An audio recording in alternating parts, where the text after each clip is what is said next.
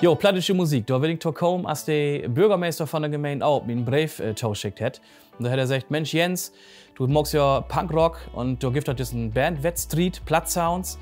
Hast du nie Lust, um mal ein plattisches Lied zu machen? Und da habe ich einen Text geschrieben, Pango Platt, und hab dann zu den Jungs gesagt, Mensch, lass uns doch mal versuchen. Ja, und das hat so gut funktioniert, dass wir gesagt haben, ja, das mag wir einfach noch ein paar mehr Ladies und hab mir die Wettstreet auch mitgemacht, hab die zweiten Platz gemacht. Und das hat nur so Spaß gemacht, dass wir gesagt haben, ja, das mag wir wieder so. Und nur albald sieht fast 10 Jahre.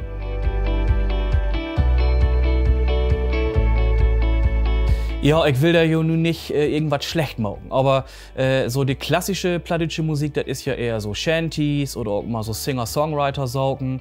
Das ist auch heel moi, mache ich auch gern hören, aber ich finde das auch gar nicht interessant, wenn dann nur ein bisschen Hip-Hop dabei kommt oder bei uns ein bisschen Punkrock oder ein bisschen Metal, dass man so diese Sprache in so näht Gewand hört und vielleicht auch attraktiver macht für so Lü, die normalerweise mit der Sprache gar nichts an Haut haben. Also in der Anfangszeit haben wir das auch ein bisschen sturer.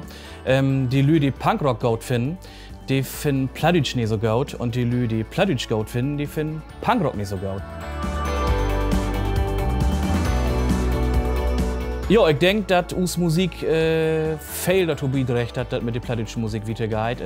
Wir schifft ja auch alle neue Ladies und habt viele Konzerte dann auch, die wir spielt. Und am besten ist das auch auf Festivals, wo Lü normalerweise gar nicht mit dieser Sprache in Berührung kommt. Und da hört ihr dann, ach Mensch, der mag ja plattdeutsche Musik, das ist ja was interessant.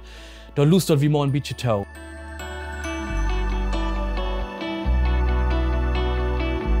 Der plattdeutsche Bandwettbewerb Plattsounds, die bringt heel gut was für die Bands und die plattische Sprache. Manche Lü, die kommt dann da auf den Geschmack, so at wie, und die mag das dann auch wieder. Und selbst wenn die Lü bloß ein plattdeutschen Lied mag, ist das einfach so, dass die sich mal mit dieser Sprache auseinandersetzt haben. Und deswegen finde ich, ist der Plattsounds Bandwettbewerb eine heel wichtige Sorge für die Sprache und die Schall auch man bloß weitergehen.